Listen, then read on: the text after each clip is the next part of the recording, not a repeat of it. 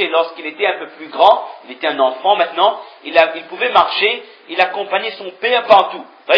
Et là maintenant, Allah subhanahu wa ta'ala fait voir à Ibrahim alayhi salam que Allah ta'ala lui ordonne d'égorger son fils. Et là il dit à son fils, Ya bunayya inni ara fil manami anni azbahuk. Dit, oh mon fils, j'ai vu dans mon rêve que je t'égorge. Fanzur madha tara, que je te sacrifie. Dis-moi, en ce sens, dis-moi qu'est-ce que tu penses. Et le prophète sallam il rajoute que ru'ya al-anbiya fil manami wahyun, que lorsqu'un prophète fait un rêve, ce n'est pas un rêve comme nous le faisons. Les rêves des prophètes, ce sont des wahi, des révélations de la part d'Allah subhanahu wa ta'ala.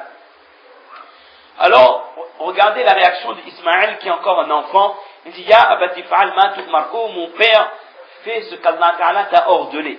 Il accepte la décision d'Allah, même s'il sait qu'il y a une souffrance qui sera occasionnée. Il dit que si Allah en a décidé ainsi, alors tu peux le faire. C'est-à-dire, Incha'Allah min as-sabirin, je serai certes parmi les gens patients. Tu me trouveras parmi les gens patients.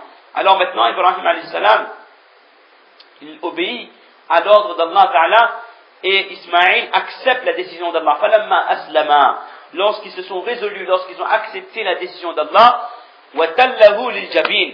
Maintenant, Ibrahim alayhi salam, il pose son fils sur le sol, mais Ibrahim alayhi salam n'a pas le courage de mettre Ismaïl alayhi salam comme on le fait pour un animal, c'est-à-dire la gorge en premier, la gorge en haut. Il ne veut pas voir le visage de son fils lorsqu'il va l'égorger, le sacrifier, et il le met de l'autre face. Et il a l'intention de le sacrifier donc par la nuque.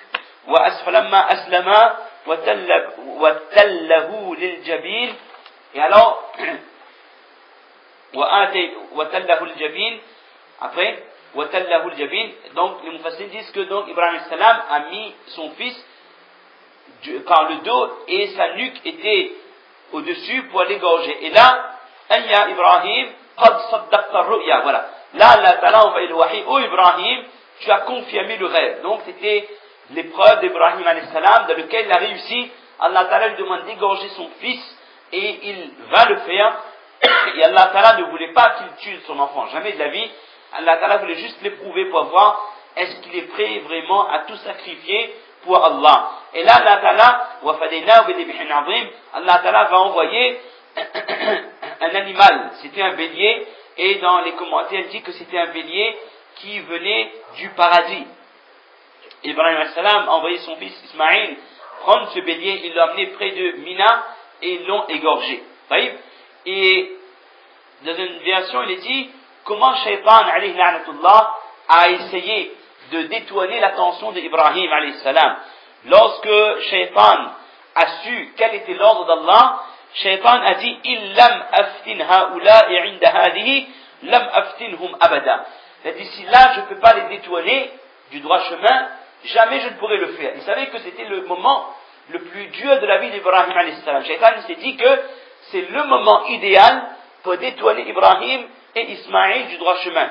Si là je ne saisis pas l'occasion, jamais je ne pourrai le faire. Alors lorsque Ibrahim alayhi salam sort avec son fils, Shaitan va voir l'épouse d'Ibrahim alayhi salam, va voir Sarah. Et il dit, oh Sarah, est-ce que tu sais où Ibrahim va avec ton fils? Sarah, elle sait pas, elle dit que il est parti faire une course, sortir, je ne sais pas. Elle dit non, il n'est pas parti à un endroit ordinaire, il est parti égorger, sacrifier ton fils. Et là, Sarah dit, mais pourquoi il ferait une telle chose? Il dit qu'il croit, il a l'impression, il est persuadé que c'est Allah qui lui a demandé. Alors, regardez la réaction de Sarah, elle dit, faqad ahsana an yuti'a rabbahu. Il dit que si c'est le cas, alors il a raison d'obéir à Allah. Et là, Shaitan est furieux, il voit qu'il n'a pas pu tromper Sarah. Maintenant, Shaitan va voir Ismaïl. Il dit, oh Ismaïl, pose la même question. Et Ismaïl, alayhi salam, également, il fait preuve d'une foi inébranlable. Il dit, wallahi, la in kana Allahu amarahu bidalik, la yaf'alanna. Il dit, wallahi, je fais qasam, si c'est Allah qui ordonne à mon père de faire cela, alors qu'il le fasse, j'accepte. Shaitan, il voit qu'il ne peut rien faire. Alors, il va voir en dernier lieu Ibrahim. Il dit, oh Ibrahim, où est-ce que tu vas? Elle dit, j'ai quelque chose à faire, je vais quelque part. Elle a dit, non, tu vas pas quelque part normal, là, tu vas pas à un endroit ordinaire. Il a dit, je sais, tu vas sacrifier ton fils.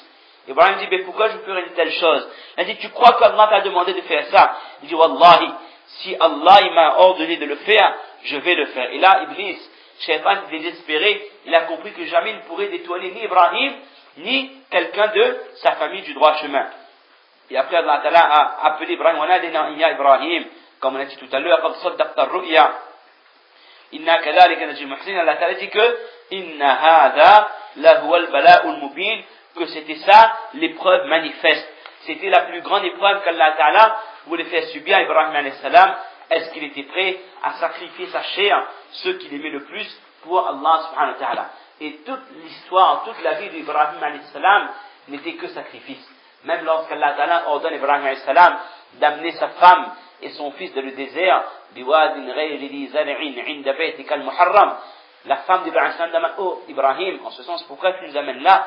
Il dit, est-ce que Allah amaraka bihad, en ce sens, est-ce que c'est Allah qui t'a ordonné de nous amener vers cet endroit? Et Ibrahim alayhi salam dit, oui, c'est le cas. Et là, sa femme accepte immédiatement la décision d'Allah. Toute la vie d'Ibrahim alayhi salam n'était que épreuve.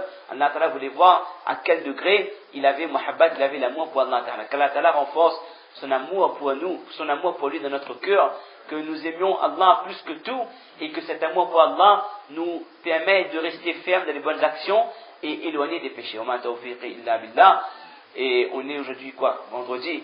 On rappelle que tous les dimanches, demain c'est samedi, encore le temps, mais dimanche, Inch'Allah, n'oubliez pas qu'il y a un programme pour les dames et puis pour les hommes aussi le matin à partir de 10h30 à la masjid. Et après le namaz Zuhr, il y aura un programme spécial en ville, dans la grande mosquée de l'Islam de Saint-Denis, concernant le mariage. Et ça, c'est valable tant pour les jeunes qui sont en âge de se marier, que pour les personnes qui sont mariées, dans ce discours, dans ce bayan, on va expliquer, il y aura 4 intervenants, on va expliquer comment faire pour garder le muhabbat, pour garder l'amour intact dans un couple. Mais c'est un programme qui, dans sa dernière partie, concernera également les personnes qui sont en phase de divorce, les personnes qui ont de graves problèmes de leur couple. Et dans la dernière partie, Mufti Luqman va expliquer quelles sont les solutions, quelles sont les alternatives qu'on peut trouver pour éviter d'arriver donc, pour entrer dans cette spirale du talaq. Inch'Allah, vous êtes tous invités, tout le monde est invité à assister à ce programme. Ce sera extrêmement profitable. Je vous rappelle, ce dimanche-là, après le namaz Zuhr, à la mosquée de Saint-Denis, ça ne durera que 1 heure de temps. Propager à nos mères et à nos sœurs, et ce sera ouvert pour les dames, et c'est surtout pour les dames. سبحان ربك رب العزة عما يصفون وسلام على المرسلين والحمد لله رب العالمين.